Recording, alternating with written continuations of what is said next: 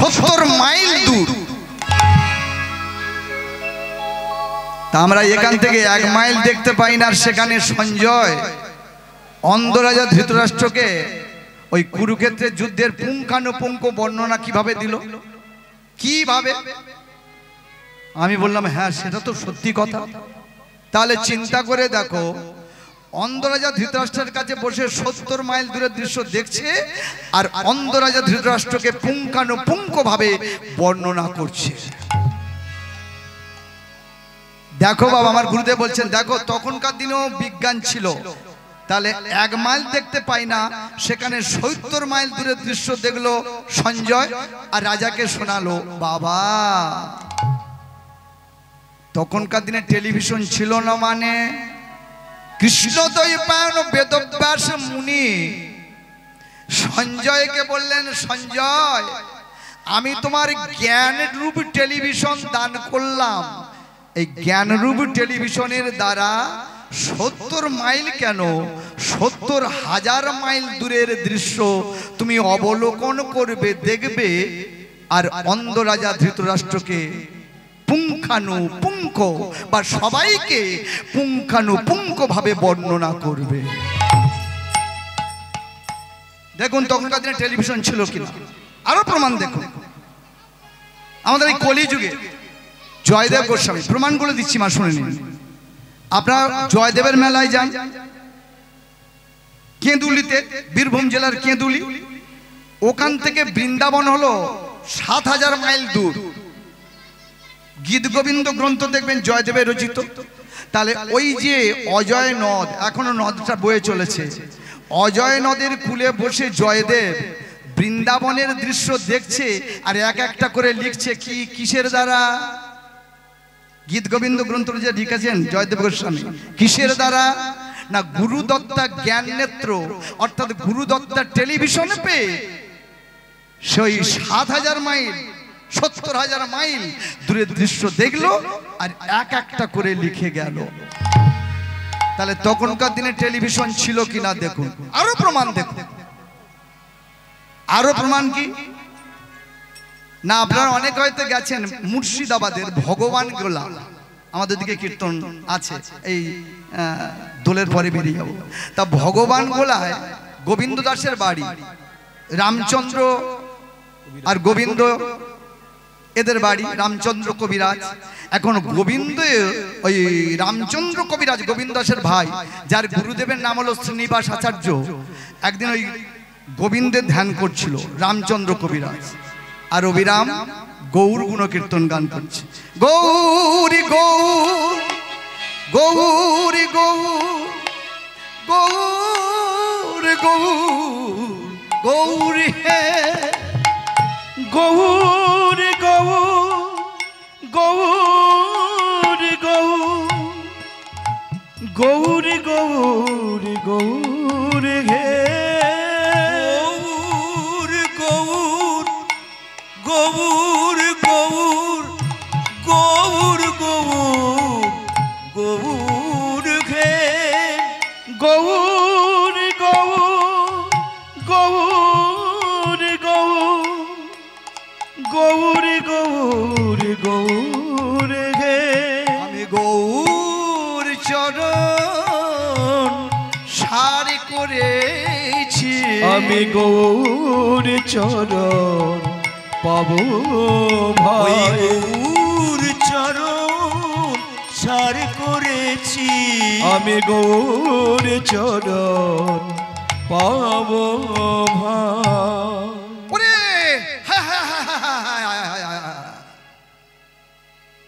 কি হয়েছে? কোথায় মাগো আমাদের এই বঙ্গভূমি? এই বঙ্গভূমিতে বসে হঠাৎ দেখছে রামচন্দ্র কবিরাজ যে বৃন্দাবনে শ্রীমতী রাধারানীর নাকের বেসরটা, মানে নোলকটা খুলে যমুনার জলে পড়ে গেছে। আমাদের বাংলা থেকে বসে বসে দেখছে।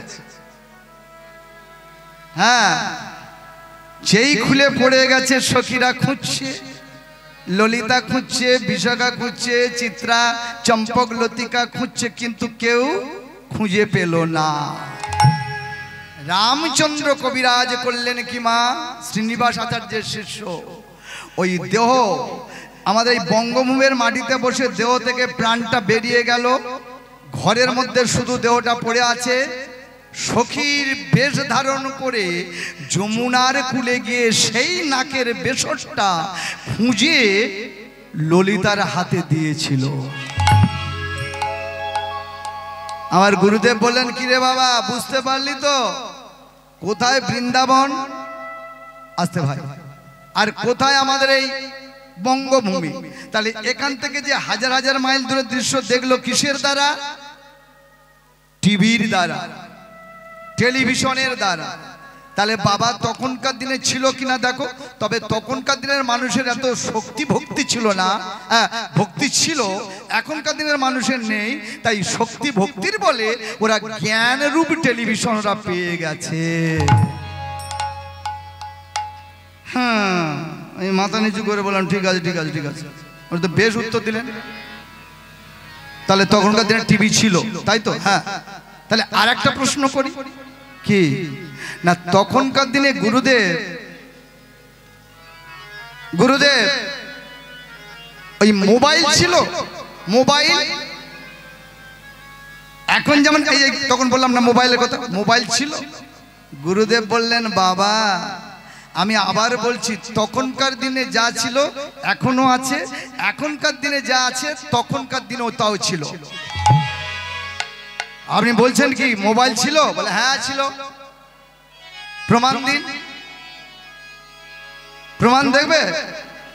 তখনকার দিনে টেলিফোন ছিল কেন কিনা, মোবাইল ছিল কিনা শোনো তাহলে বলি। যখন যুদ্ধ বেঁধে যায় কুরুক্ষেত্রের রণাঙ্গনে, যুদ্ধ যখন বেঁধে যায়, 5টা গ্রাম যখন দিতে পারল না, ওই দুর্যোধন দিতে যখন পারল না এবং পঞ্চভ্রাতা পাশা খেলায় হেরে গিয়ে অজ্ঞাতবাসে যখন চলে গেল, মোবাইল ছিল কিনা দেখুন প্রমাণ। অজ্ঞাতবাসে যখন চলে গেল, কিন্তু দুর্যোধনের মনে বড় দুঃখ, শান্তি নেই। কি করে আমি এই পঞ্চভ্রাতাকে সমূলে বিনষ্ট করব, এই চিন্তায় মগ্ন। একদিন মহামুনি দুর্বাসা, 3টে ঋষি বড় সাংঘাতিক মা, 3টে ঋষির নাম বলছি, দুর্বাসা, অগস্ত্য আর বিশ্বামিত্র। এই বিশ্বামিত্র মুনি একদিন প্রতিজ্ঞা করে বলেছিল, এই বিধি সৃষ্টি ত্রিবিদ্যা সাধন, বিধি সৃষ্টি করিল নব সৃষ্টি করিব সৃজন, রচিব নতুন ভাবে নতুন ব্রহ্মাণ্ড, বৃক্ষ শাকে সৃজীব মানব, বিধি বিষ্ণু শিব আদি, বিষহীন ভুজঙ্গ সম, রহিবে লজ্জায় নত শিরে, যদি হয় মোর ত্রিবিদ্যা সাধন। এত বাড়াবাড়ি তো ভালো নয়। ভগবান ওই বিশ্বামিত্র মুনিকে ত্রিবিদ্যা সাধনে সফল হতে দিল না। আর এদিকে দুর্বাসা মুনি ওই 10,000 শিষ্য নিয়ে সোজা এসে হাজির কোথায়? দুর্যোধনের রাজপ্রাসাদে। আর যেই এসেছে দুর্যোধনে করলেন কি করলেন জানেন? ওগো সাদরে আদরে সমাদর করে কি করছে দেখুন। ওগো সাদরে আদরে সমাদর করে বসাইল তারে, আবার সাদরে আদরে আবার বসাইল তারে, সেবা দিতে লাগিল সেবা দিতে লাগিল সেবা দিতে লাগিল, চরণ যুগল ধৌত করে সেবা দিতে লাগিল, চরণ যুগল ধৌত করে সেবা দিতে লাগিল, ওই চরণ যুগল ধৌত সেবা দিতে লাগিল চরণ যুগল ধৌত করে জয় রাধে রাধে রাধে সেবা দিতে চরণ যুগল সেবা দিতে লাগিল আজ চরণ যুগল সেবা দিতে লাগিল ওই চরণ যুগল সেবা দিতে লাগিল আবার সেবা দিতে লাগিল।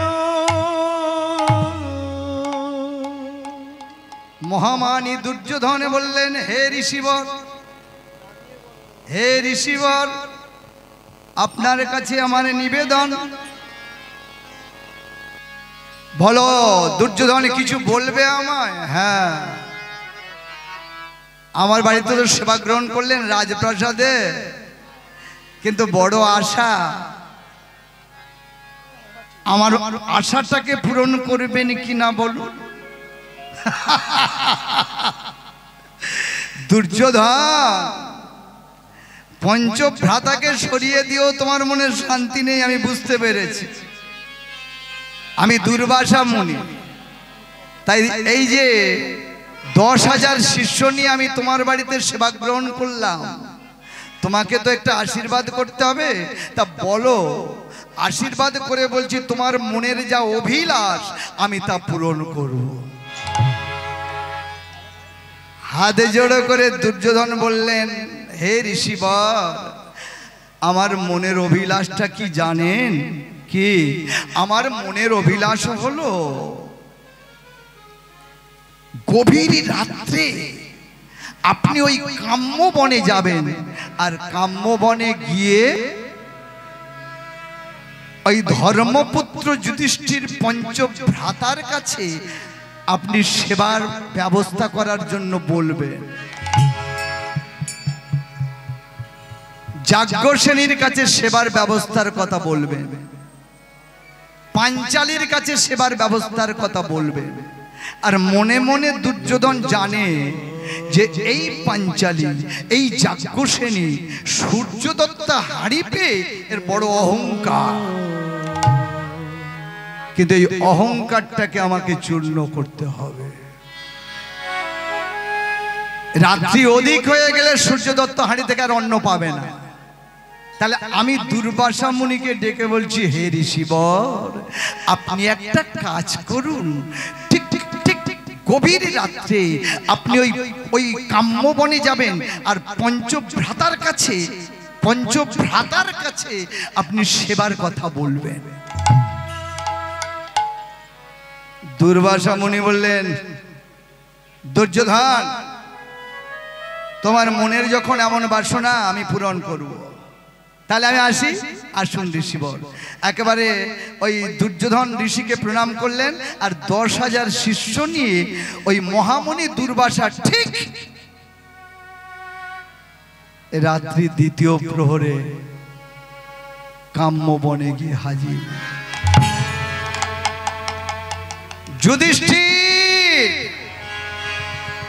যুধিষ্ঠির, ভীম, অর্জুন, নকুল, সহদেব, এখন যেই যুধিষ্ঠির বলে ডেকেছেন, যুধিষ্ঠিরের মাথায় ওই গভীর রাত্রে যেন বাজ পড়েছে। সর্বনাশ!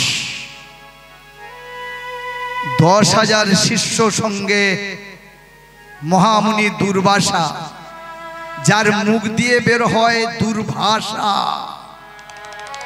সেই মহামানী দুর্বাসা আজকের এই কাম্য বনে আমার কাছে এসেছে।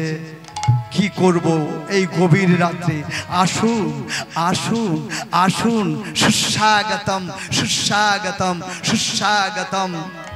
দুর্বাসাকে সাদরে আদরে বরণ করলেন, কিন্তু দুর্যোধনের কাছে কথা দিয়ে এসেছেন দুর্বাসা, যে পঞ্চ পাণ্ডবের কাছে গভীর রাত্রে আমি খেতে চাইব, অলঙ্ঘনীয়, লঙ্ঘন করা যাবে না।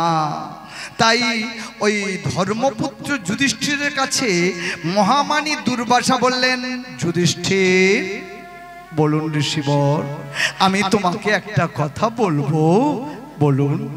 আমরা শ্রান্ত, আমরা ক্লান্ত, আমরা পরিশ্রান্ত, তাই আমরা যাব ওই নদীর জলে স্নান করতে, অবগাহন করতে এই গভীর রজনীতে। তুমি আমাদের সেবার ব্যবস্থা করে ফেলো।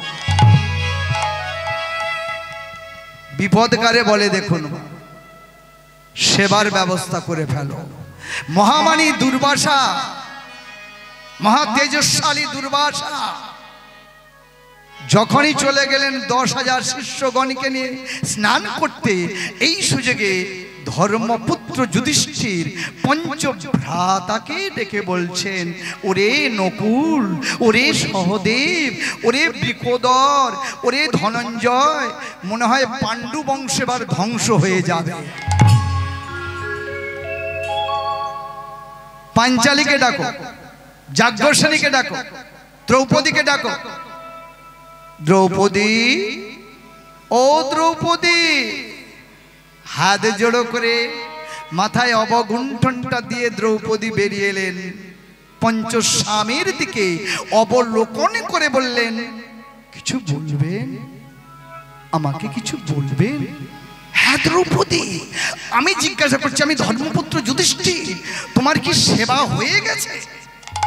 বলো বলো বলো, তোমার কি সেবা হয়ে গেছে? যাজ্ঞসেনী মাথা নত করে বললেন, আমার সেবা হয়ে গেছে। হায় সর্বনাশ, সর্বনাশ হয়ে যাবে। সর্বনাশ কাকে বলে মা? যার ষড়রিপু কাম, ক্রোধ, লোভ, মোহ, মদ, মাৎসর্য, এই ষড়রিপু যার হয়েছে নাশ, তার হবে সর্বনাশ। হাত জোড়ো করে যাজ্ঞসেনী পাঞ্চালী অর্থাৎ দ্রৌপদী বললেন, স্বামী গো, বিপদ কিসের হবে? যে বিপদ ভঞ্জন আমাদের সঙ্গে আছে তাদের তো বিপদ হয় না। আমার খাওয়াই হয়ে গেছে, সূর্যদত্ত হাড়ি একেবারে নিঃস্ব হয়ে গেছে, শেষ হয়ে গেছে। তাহলে উপায়, একমাত্র উপায় হলো জগৎ স্বামী কৃষ্ণকে আহ্বান করা। তাকে আহ্বান করা হোক। দেখুন মা, তখনকার দিনে টেলিফোনটা ছিল কিনা গুরুকে প্রশ্ন করেছি, তার উত্তরটা কিভাবে দিচ্ছে এই মহাভারত থেকে আমার গুরুদেব। দ্রৌপদী আহ্বান করলেন, পঞ্চভ্রাতা ওই যুধিষ্ঠির, ভীম, অর্জুন, নকুল, সহদেব তারাও আহ্বান করলেন। কি বলে? সুন্দরলা যশোদা, যশোদা দুলা, যশোদা দুলা দুলা, বৃন্দাবন বিহারী, বিহারী, বৃন্দাবন বিহারী।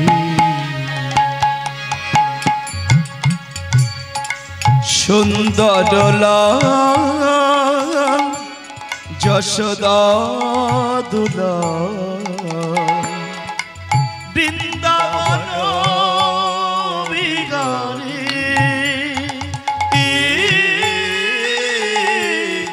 বৃন্দাবন বিহারী।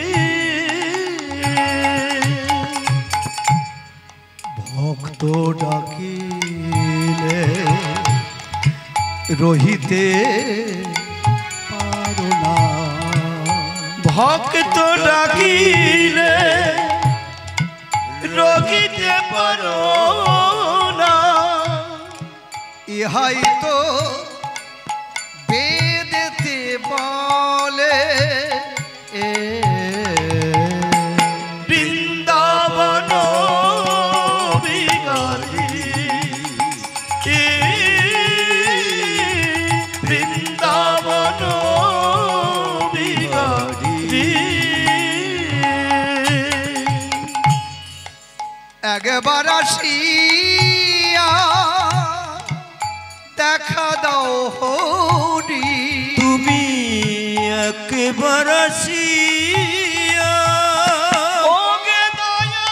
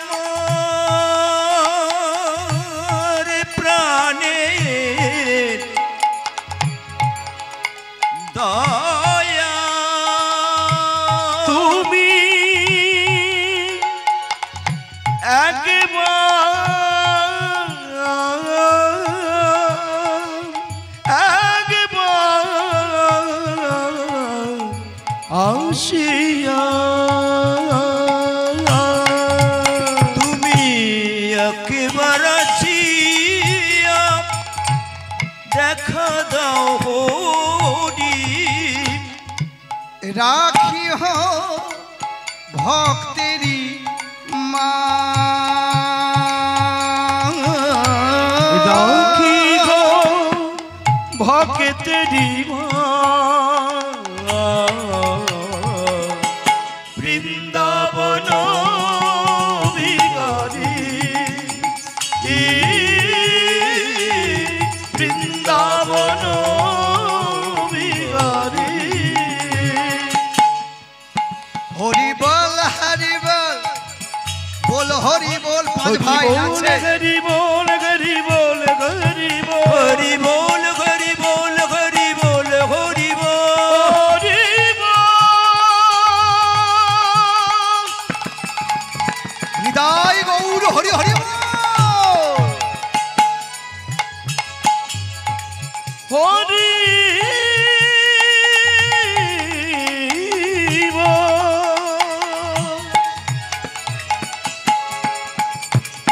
হরি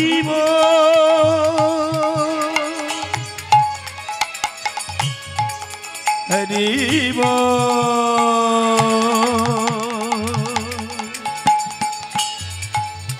ও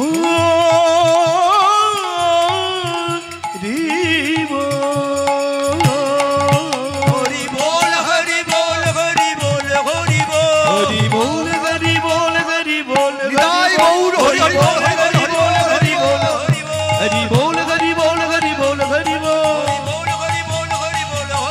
হরি বল হরি বল হরি বল হরি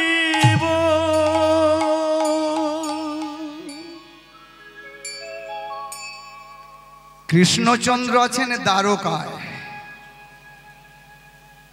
রুক্মিণী একটা পানের খিলি দিয়েছে হাতে। রাতের বেলা তো সেবা হয়ে গেছে, পানের খিলিটা সবে মুখে দিতে যাবে, ওই কাম্যবন থেকে পাঁচ ভাই আর দ্রৌপদী টেলিফোন করলো। হ্যালো, কোথায় টেলিফোন করলো? কাম্যবন থেকে দ্বারকায়। কৃষ্ণের হৃদয় রিসিভারে বেজে উঠল। কৃষ্ণ বললেন, দেখেছো সত্যভামা, দেখেছো রুক্মিণী, দেখেছো জাম্বুবতী, এই সকালবেলায় কি হয়েছিল বলো তো? বলে আমরা কি বলবো? আরে বাবা, সকালবেলায় ব্রজের গোপীরা তো আমার কাছে এসেছিল বৃন্দাবন থেকে। হ্যাঁ, তো তারা এসে কি বলেছিল বলো তো? সত্যভামা তুমি বলো। ওদের ওদের ওই ডাকটা আমার হৃদয় রিসিভারে বেজে উঠেছে, কিন্তু তুমি বলো ওই ব্রজের গোপীরা এসে কি বলেছিল? বলবো? ব্রজের গোপীরা এসে বলেছিল, হে গোপীনাথ একবারে ব্রজে চলো, হে ব্রজনাথ দিনে দুয়ের মতো একেবারে ব্রজে চলো, হে ব্রজনাথ দিনে কে দুয়ের মতো। একবারে ব্রজে চলো, হে ব্রজনাথ দিনে দুয়ের মতো। একেবারে ব্রজে চলো, হে ব্রজনাথ দিনে কে দুয়ের মতো। তোমার মনে মানে তো থাকবে সে ধায়, নইলে এসো দ্রুত। তোমার মনে মানে তো থাকবে সে ঠাই, নইলে এসো দ্রুত। একবার ব্রজে চলো, হে ব্রজনাথ দিনে কে দুয়ের মতো। একবার ব্রজে চলো, হে ব্রজনাথ দিনে দুয়ের মতো। তুমি যদি শাম ব্রজে যেতে, বৃন্দাবনে যেতে চরণ ধুলায় ধূসর হবে। তুমি যদি ব্রজে যেতে চরণ ধুলায় ধূসর হবে। আমরা ব্রজ গোপী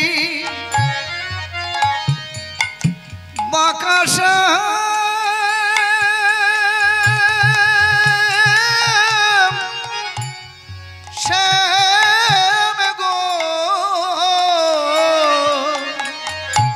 আমরা ব্রজ গোপী নয়ন জলে চরণ ধোয়াইব। আমরা ব্রজ গোপী নয়নে জলে চরণে ধোয়াইব।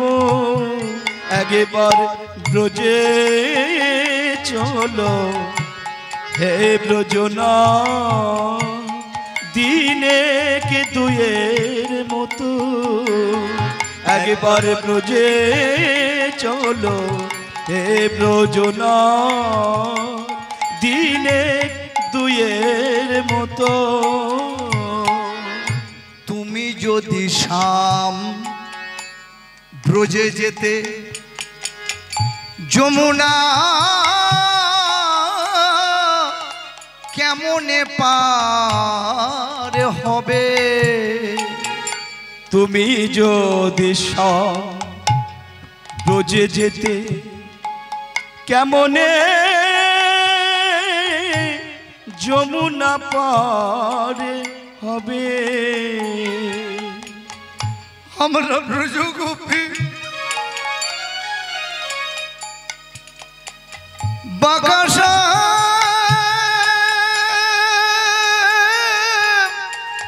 শ্যাম গো, আমরা ব্রজ গোপী দেহ ভেলায় যমুনা পার করে। আমরা ব্রজ গোপী দেহ ভেলায় যমুনা পার করিব। একবার ব্রজে চলো হে ব্রজনা, দিনে কে দুয়ের মতো। একবার ব্রজে চলো হে ব্রজনাথ, দিনে কে দুয়ের মতো। সত্যভামা, রুক্মিণী, জাম্ববতী সকালে বৃন্দাবনের গোপীরা এসে মানে এই কথা বলেছিল। আর এই দেখো গভীর রাত্রে কাম্যবন থেকে পঞ্চভ্রাতা দ্রৌপদী আমাকে আকর্ষণ করেছে, আমাকে ফোন করেছে, হৃদয় রিসিভারে বেজে উঠেছে, আমাকে এখনই যেতে হবে ওই কাম্যবনে আমাকে এখনই যেতে হবে। সত্যভামা বললেন, স্বামী গো, একটু অপেক্ষা করলে হয় না? সকালবেলা গেলে হয় না? সত্যভামা, ভক্তাধীন বলে আমাকে আর কেউ ডাকবে না গো। আমি যে ভক্তের অধীন, তুমি কি জানো না? ভক্ত ডাকলে আর থাকতে পারি না। আমি তো নিজেই বলেছিলাম ভাগবতামৃতে, না হং তিষ্ঠামি বৈকুণ্ঠে যোগিনাম হৃদয়েষু নচ মদ্ভক্তা যত্র গায়ন্তি তত্র তিষ্ঠামি হে নারদ। বাংলায় কি বলছে মাগো? যে কোনো সংস্কৃত বলছি। না হং তিষ্ঠামি বৈকুণ্ঠে, আমি বৈকুণ্ঠে থাকি না, আমি গোলকে থাকি না, আমি বৃন্দাবনেও থাকি না। যোগী নাম হৃদয় শুনছ, যোগীদের সমাধি ধৌত হৃদয় আসনেও থাকি না। কোথায় থাকেন প্রভু? মদ ভক্তা, মদ মানে আমার, ভক্তা মানে ভক্তরা, যত্র মানে যেখানে, গায়ন্তী মানে গান করে, তত্র মানে সেখানে, তিষ্ঠামি মানে থাকি হে নারদ। যেখানে আমার ভক্তরা ভক্তরা ভক্তরা আমার আমার গুণকীর্তন করে, আমি আমি আমি আমি সেখানে অবস্থান করি। ওই যে ডাকছে, কাম্যবন থেকে ডাকছে, পঞ্চভ্রাত ডাকছে, পাঞ্চালী ডাকছে, আমার হৃদয় রিসিভারে টেলিফোন বেজে উঠেছে, আমাকে আমাকে আমাকে এখনই যেতে হবে।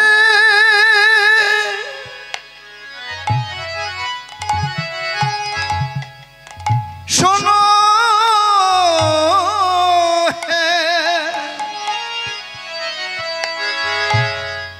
ওগো সত্য ভামা,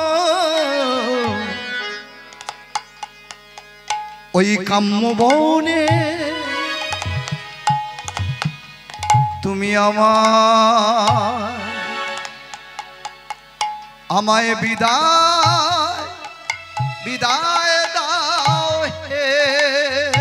ওগে সত্য ভামা,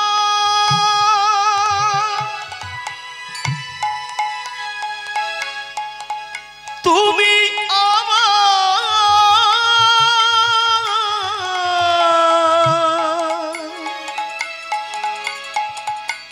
আমায় বিদায় দাও, আমি যাব ওই না শাখাদের কাছে।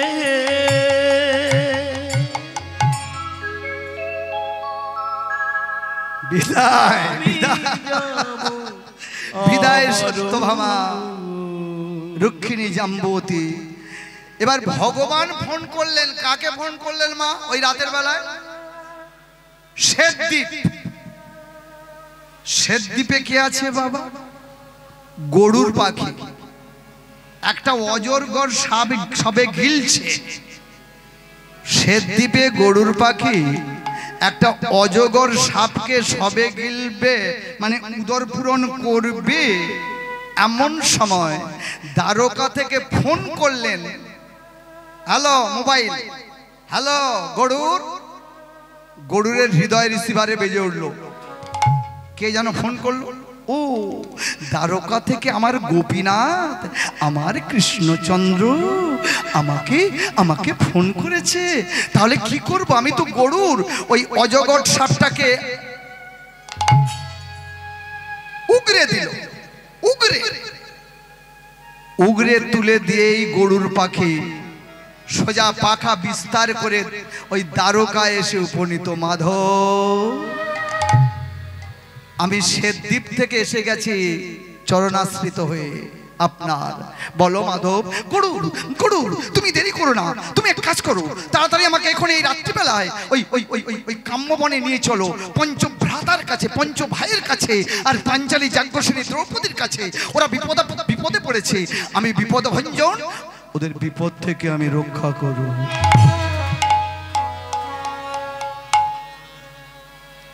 গরুরের আরোহ হলো, গরুর আরোহ বাংলা ভাষা, মানে গরুরের পৃষ্ঠে আরোহণ করে ভগবান কৃষ্ণ পঞ্চভ্রাতা পঞ্চ পাণ্ডব যুধিষ্ঠির, ভীম, অর্জুন, নকুল, সহদেবের কাছে বললেন, কি হয়েছে সখা? বলো তোমাদের কি হয়েছে, বলো, আমি এসে গেছি। হ্যাঁ বলো বলো, এমন করে কাঁদছো কেন? বলো আমার কাছে, আমি দ্বারকা থেকে এসে গেছি, বলো না কি হয়েছে। ধর্মপুত্র যুধিষ্ঠির বললেন, প্রভু আজ আমাদের অবস্থাটা কি হলো জানেন?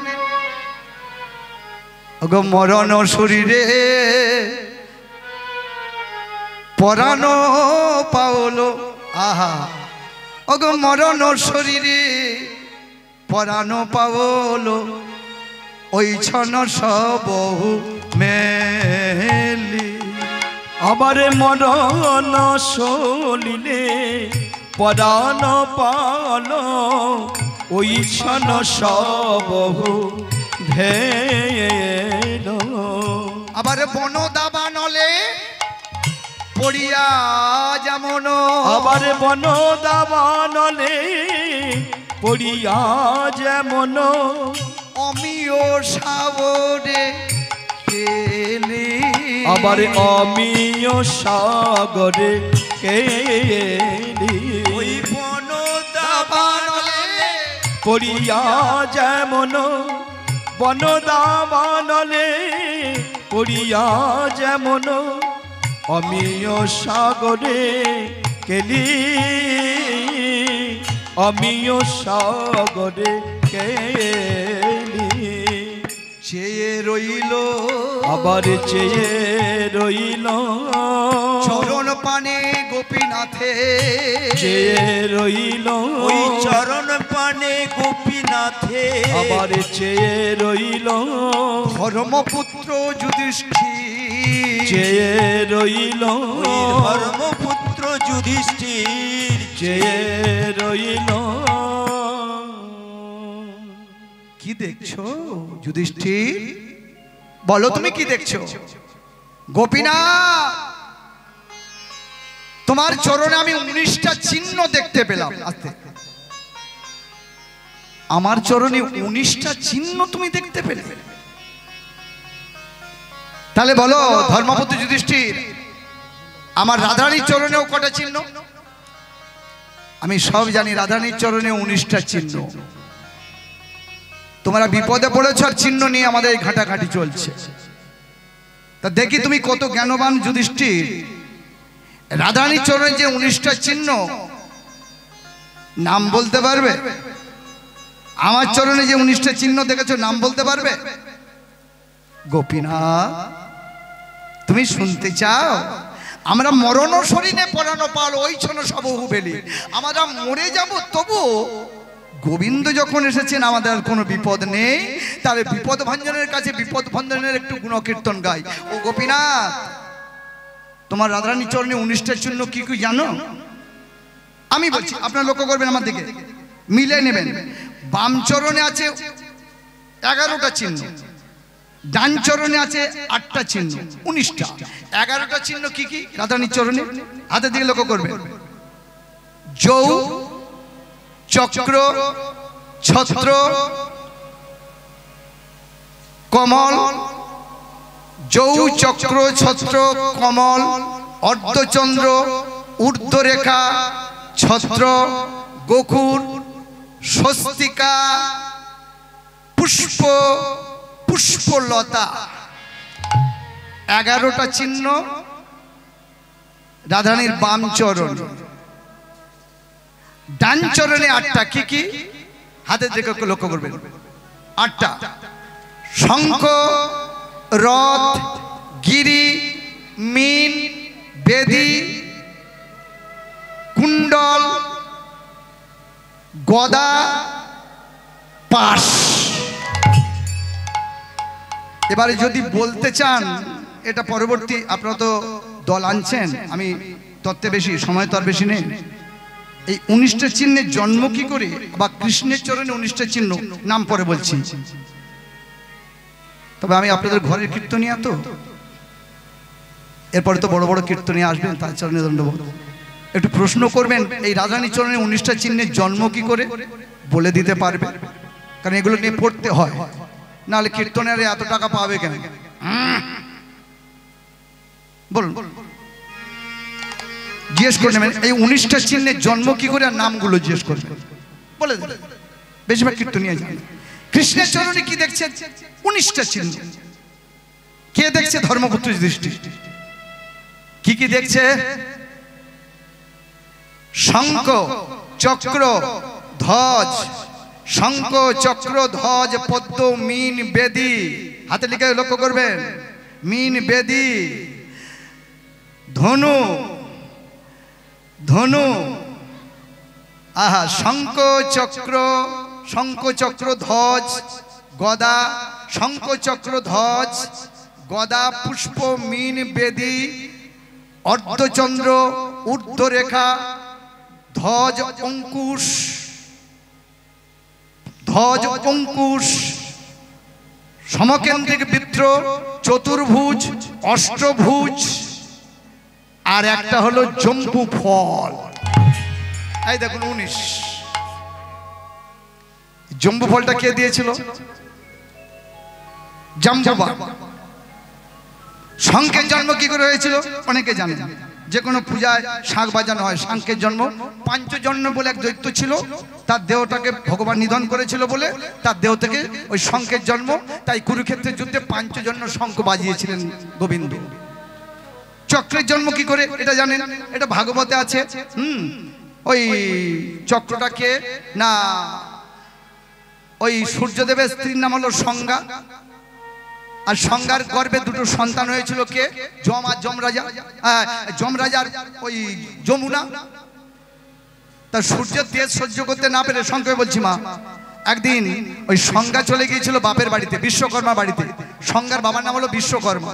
হ্যাঁ, তা যেই চলে গেছে, ওই সংজ্ঞার দেহতে একটা নারী মূর্তি তৈরি করে দিয়ে গেছে, যে নারী মূর্তিটার নাম হলো ছায়া। আর ছায়ার গর্ভের জন্য ছিল শনি ঠাকুর, বড় ঠাকুর, বাবা যাকে ভয় পাই আমরা। এখন যখন চলে গেছে, একদিন শনিদেবের সঙ্গে ওই ছায়া, যমরাজের সঙ্গে ছায়ার একটা গন্ডগোল হয়। যেই গন্ডগোল হয়, ওই যমরাজা রাগান্বিত হয়ে ওই ছায়াকে একটা লাথি মারে। যেই লাথি মেরেছিল অমনি অভিশাপ দিয়েছিল ছায়া, ওরে যম, তুই আমাকে লাথি মারলি, তাই আমি তোকে অভিশাপ দিলাম, তোর পায়ে একটা গোদ হোক, গোদ, মাংসের ডেলা হোক। সেই জন্য আমাকে যমরাজার এখনো শাস্ত্রে আছে, যমরাজার পায়ে একটা মাংসের ডেলা হয়েছিল ওই ছায়ার অভিশাপ। যাই হোক, এখন যেই অভিশাপটা লেগে গেল, সূর্যদেব চিন্তা করছি, আমার স্ত্রী সংজ্ঞার অভিশাপ সন্তানের লেগে গেল, তাহলে মনে হয় এটা আমার সন্তান নয়, দেখতে হবে। ধ্যান করে দেখলেন আমি যার সঙ্গে সংসার করছি এটা ছায়া, তাহলে আমার স্ত্রী কোথায়? সংজ্ঞা। সোজা শ্বশুর বাড়ি।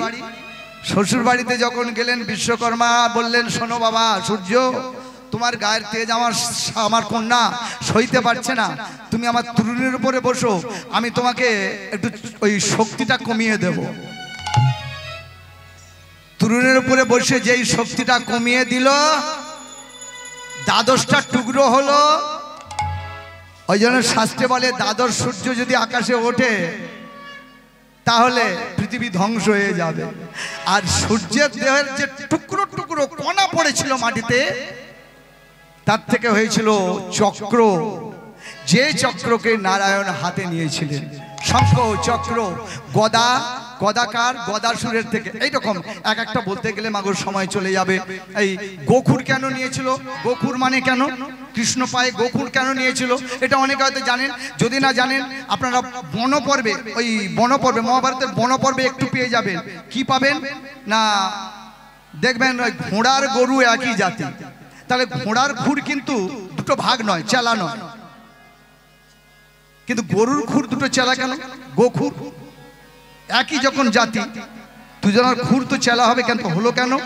এরই একটা কাহিনী আছে, যেটা আপনারা মহাভারতের বনপর্বে পেয়ে যাবেন। যাকে আর বেশি বলা যাবে না। তাহলে কৃষ্ণের 19টা চিহ্ন দেখলো, আর কৃষ্ণ যখন জিজ্ঞাসা করলো রাধারানীর কটা চিহ্ন, 19টা চিহ্ন বলে দিল।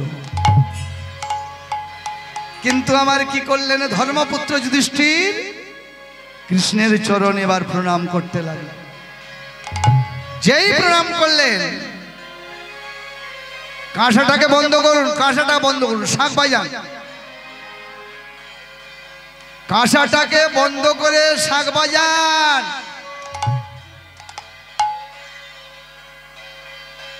বাবা রে বাবা,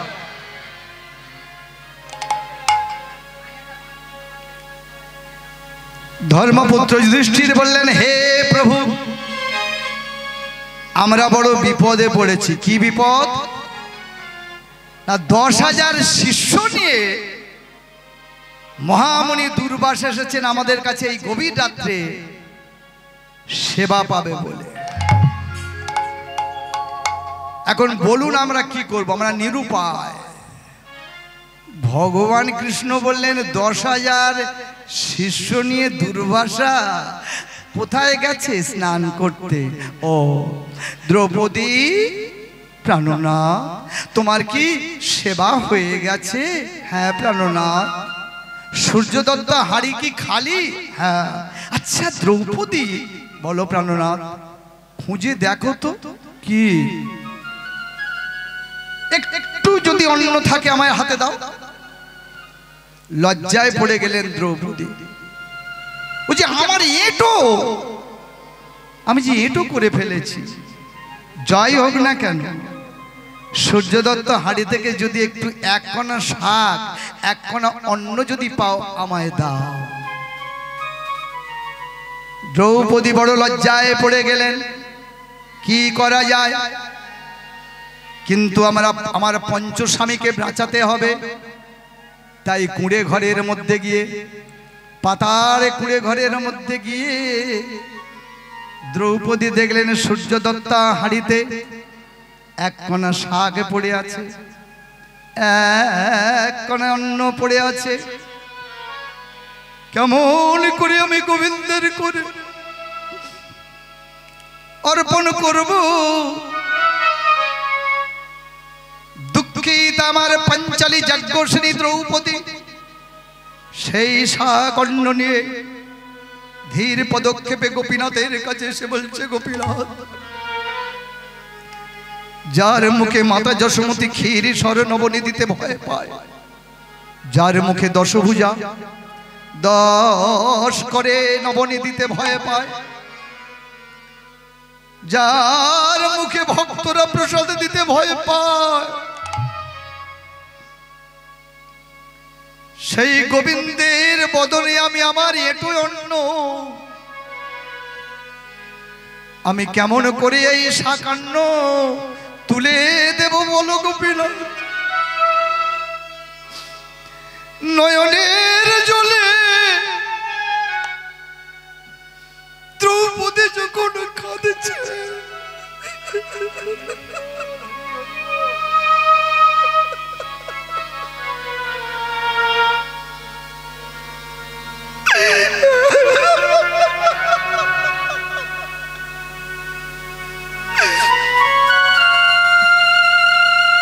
বলো গোপীনাথ আমার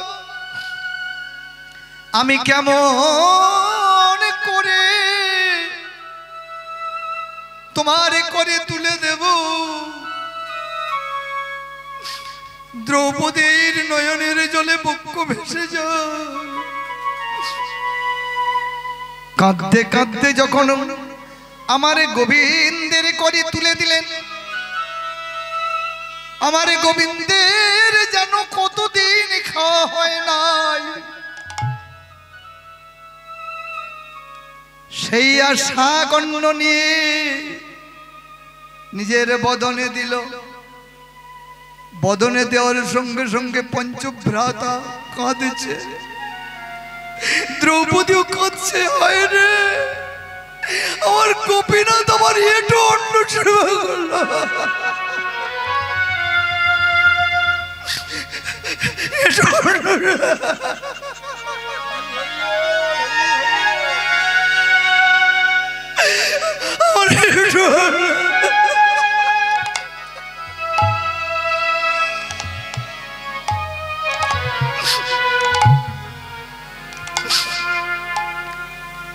আমার এঁটো,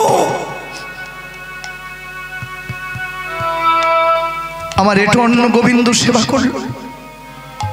কিন্তু ভগবান বললেন, ওরে মনে মনে আমি প্রহ্লাদের হাতে কালকুট বিষ খেয়েছিলাম,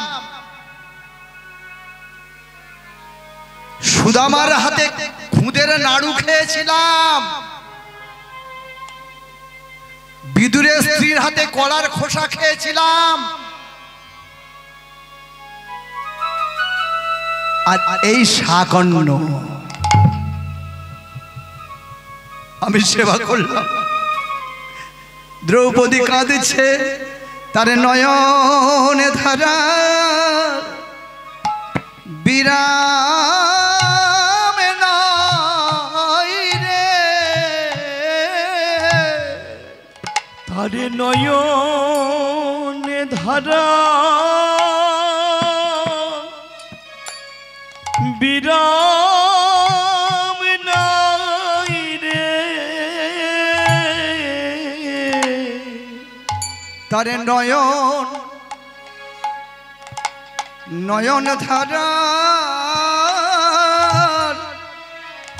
বিরাম নাই রে তারে নয়নে ধারা বিরাম নাই রে সে যে কেঁদে কেঁদে কেঁদে কেঁদে আমার আকুল হলো ধরে নয়নে ধারা বিরাম নাই রে কেঁদে কেঁদে আকুল গলো তারে নয়নে ধারা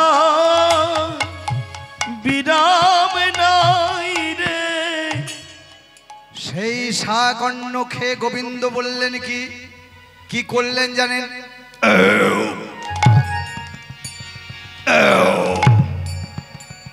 যেই উদ্গার তুলল, উদ্গার তোলার সঙ্গে সঙ্গে ওদিকে নদীর কূলে তস্মিন তুষ্ট তো কথায় বলে বাবা মায়েরা, তস্মিন তুষ্ট তো জগৎ তুষ্ট,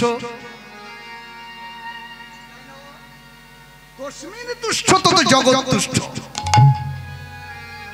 কৃষ্ণ যদি তুষ্ট হয় তো জগৎ তুষ্ট। যেই আমার উদ্গার তুললেন, উদ্গীরণ করলেন, উদ্গার তুললেন, 10,000 শিষ্য আর মহামুনি দুর্বাসার উদর পূরণ হয়ে গেছে। তারাও ঢেকুর তুলতে লাগলো।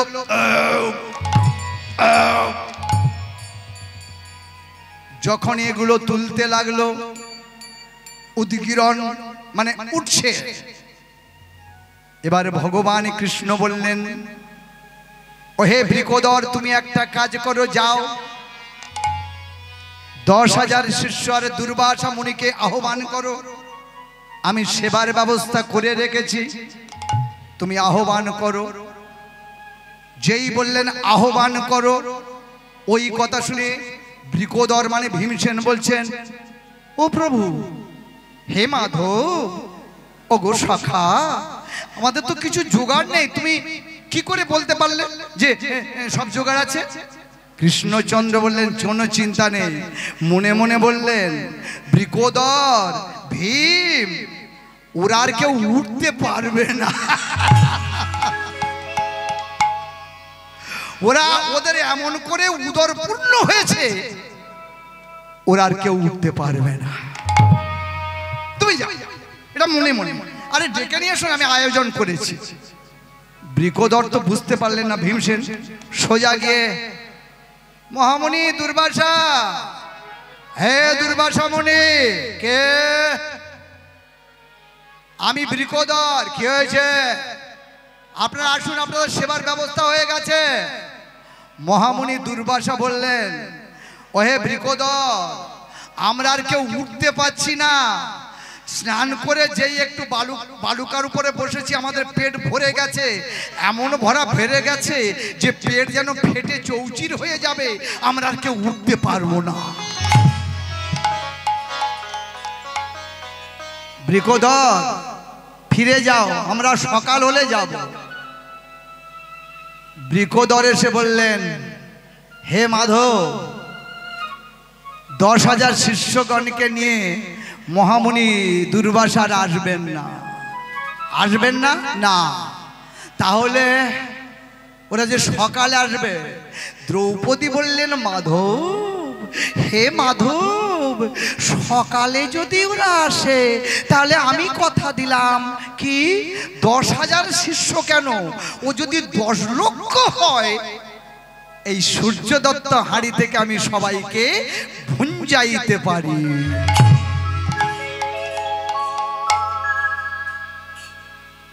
সময় বেশি নয়, ওই দেখুন দলের কত কি যন্ত্র আসছে। বাবা, এখন যন্ত্রের যুগ, যন্ত্র এসে যাচ্ছে। এসো বাবা, এসো, যন্ত্রের যুগ এসো। হরি বলো। তখনকার দিনে কীর্তন হতো, আমার গুরুদেব যখন কীর্তন করেছে মাইক ছিল না, আর আমিও যখন কীর্তন করতাম ক্যাচার ঝোলাতো। আর এখন দেখুন সব দল দল আসছে। এইবারে হবে। তাই যার মা নীলার মধ্যে যাচ্ছে। হরি বল, হরি বল, হরি বল, হরি বল।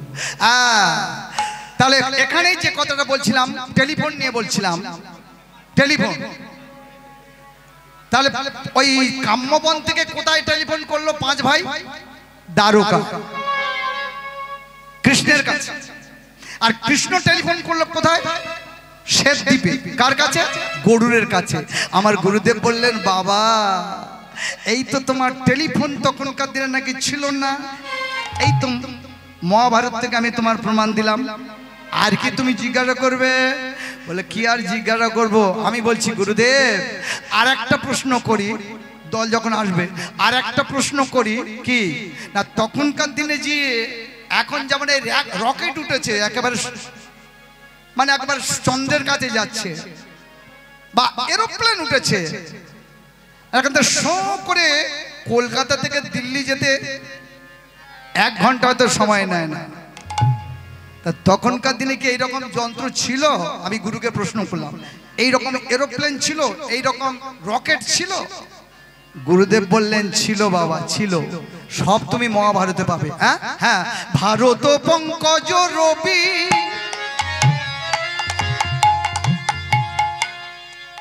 মহামুনি ভারত পঙ্কজ রবি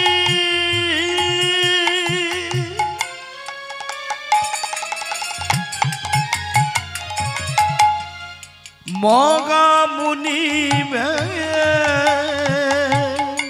পাঁচালী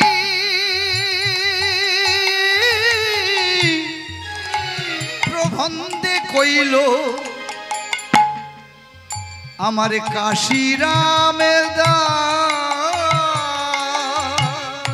পাঁচালী প্রবন্ধে কইল কাশিরাম দাস। সবই আমরা জানতে পারবো, সবই আমরা জানতে পারবো যদি গোবিন্দের কৃপা পাই। সবই আমরা জানতে পারবো যদি গোবিন্দের কৃপা পাই। ওই না সবই আমরা জানতে পারবো আমার গোবিন্দের কৃপা। ওই না সবই আমরা জানতে পারবো যদি গোবিন্দের কৃপা পাই। সবই আমরা জানতে পারবো আমার উলুধ্বনি আর হরি ওই সবই আমরা জানতে পারবো ওই উলুধ্বনি আর হরিধ্বনি সবই আমরা ওই উলুধ্বনি হরিধ্বনি সবই আমরা জানতে পারবো। আজ সবই আমরা জানতে পারলাম। পাঁচালী প্রবন্ধে কইল কাশিরাম দাস কাশিরাম দাস।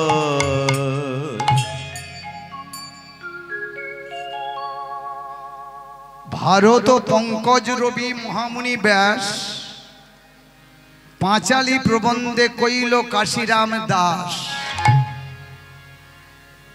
শুনে দেখো তখনকার দিনে এরোপ্লেন ছিল কিনা। গুরুদেব বলছেন, মহাভারত থেকে আমি বলবো,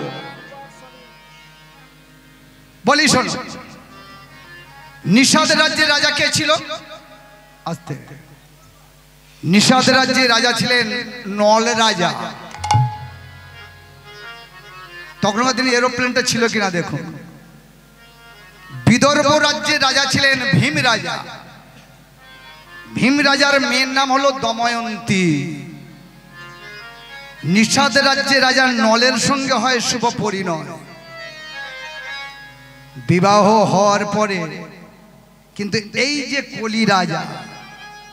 কলি রাজার কূট চক্রান্তে নল রাজার একটা ভাই ছিল পুষ্পক, তার সঙ্গে পাশা খেলায় নল রাজা হেরে যায়। আরে নল রাজা যখন হেরে গেল, রাজ্য ঐশ্বর্য সাম্রাজ্য এমন কি মা ওই দময়ন্তীকে নিয়ে যখন বনের মধ্যে গেল রাজ্যহারা নল রাজা, কলি রাজার চক্রান্তে কর্কট নাগের দংশনে নল রাজার দেহটা বিকৃত হয়ে গেল এবং নল রাজা দময়ন্তীকেও হারালো। দুজনে দুদিকে ছিন্ন বিচ্ছিন্ন হয়ে গেল। দময়ন্তী করবে কি? স্বামীকে তো খুঁজে পাচ্ছে না, তাই ওই বনের মধ্যে উদ্ভ্রান্ত পাগলের মতো ছুটতে ছুটতে বিদর্ভ রাজ্যে, মানে বাবা ভীম রাজা রাজত্বে এসে বাবার পায়েতে ভুলুণ্ঠিত হয়ে পড়েছে। কে রে? কে কে? মা দময়ন্তী। হ্যাঁ বাবা। মারে, আমার জামাই কই? নল রাজা কই? আর এমন ভিখারির মতো কেন? কি হয়েছে তো? দময়ন্তী সব খুলে বললেন বিদর্ভ রাজকে, অর্থাৎ নিজের পিতা ভীম রাজাকে। সব যখন বললেন আর বললেন, বাবা আমার স্বামীকে তো বনের মধ্যে আমি হারিয়েছি, আমি তো আর খুঁজে পাবো না, তা তুমি একটা কাজ করো বাবা, আমি তোমার রাজত্বে আছি, কিন্তু আমার স্বামীকে যে কোনো উপায়ে, মানে নল রাজাকে যে কোনো উপায়ে আমাকে আমাকে খুঁজে এনে দিতে হবে। হ্যাঁ রে মা, কি করে আমি তোর স্বামীকে আনবো? একটা কাজ করুন বাবা। কি কাজ? সারা ভারতবর্ষে সর্বত্র ওই লোক মারফত পাঠিয়ে দাও ভাট, আস্তে, ভাট ভাট ভাট মারফত পাঠিয়ে দাও। কি পাঠিয়ে দেবে না, কোথায় আমার স্বামী আছে তাকে খুঁজে। মা, তোর স্বামীকে চেনা যাবে কি করে? আমার স্বামী ওই নল রাজাকে চিনতে গেলে একমাত্র বিনা আগুনে যে রান্না করে, একমাত্র নল রাজাই জানতো মা বিনা আগুনে রান্না করা। অশ্ব চালনায় অদ্বিতীয় ছিল নল রাজা, তাই ভাট মারফত আমি জানতে পারবো। যদি কোথাও ভাট দেখতে পায় যে বিনা আগুনে কেউ রান্না করছে, তাহলে সেই জানবেন আমার স্বামী নল রাজা, আমার স্বামী নল ছাড়া আর কেউ দ্বিতীয়ত আর কেউ জানে না।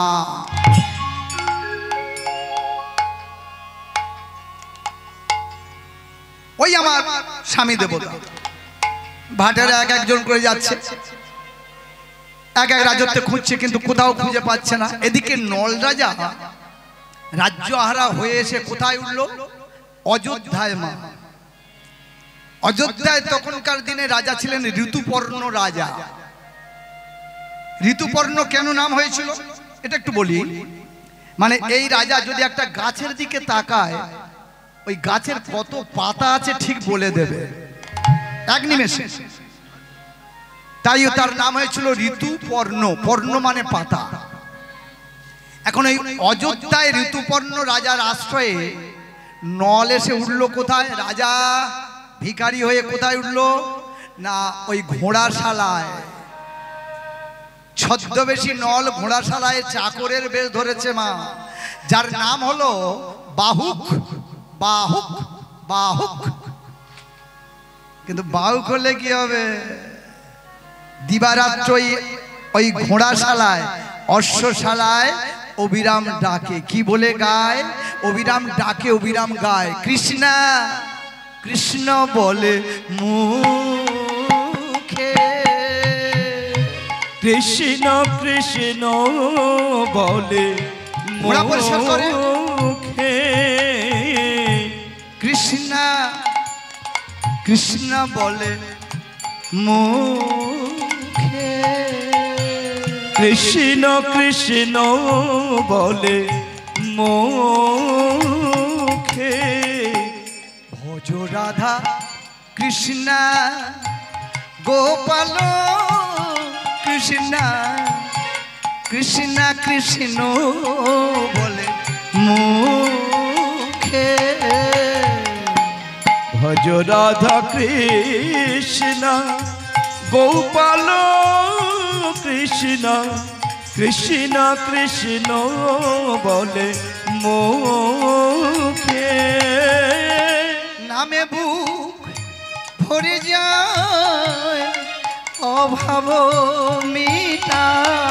হরি নামে বুক ভরে যায় অভাব মিটায়।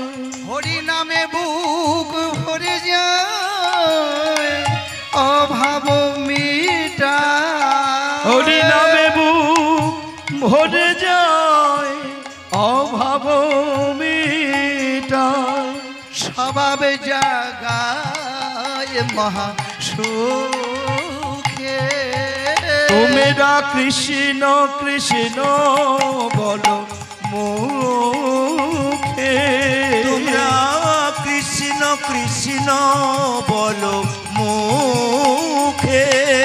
হরিব হরিব হরিব হরিব হরিব হরিব হরিব হরিব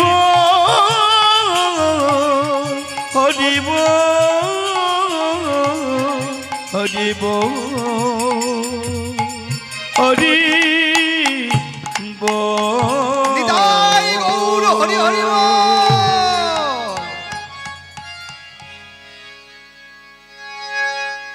খবর এসে গেল।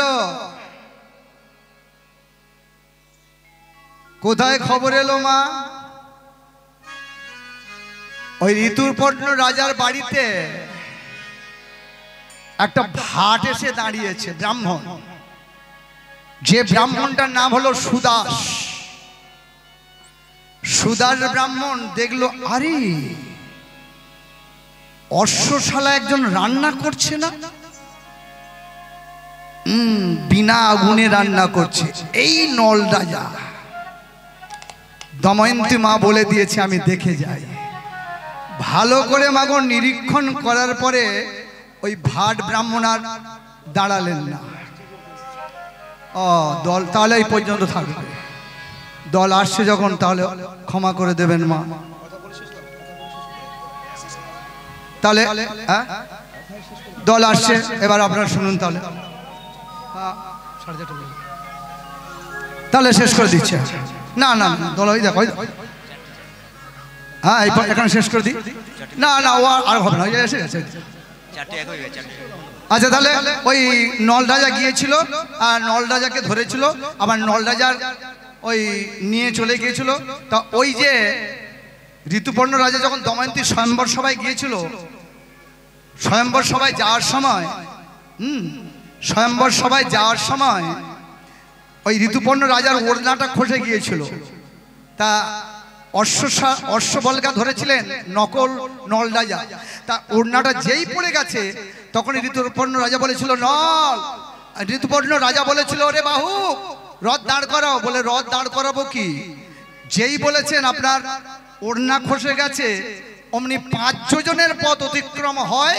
শুনে ঋতুপর্ণ রাজা বিস্ময়বান হয়। জাগমা দল যখন আমার 4:30 বলেছিল, কিন্তু দেখছেন তো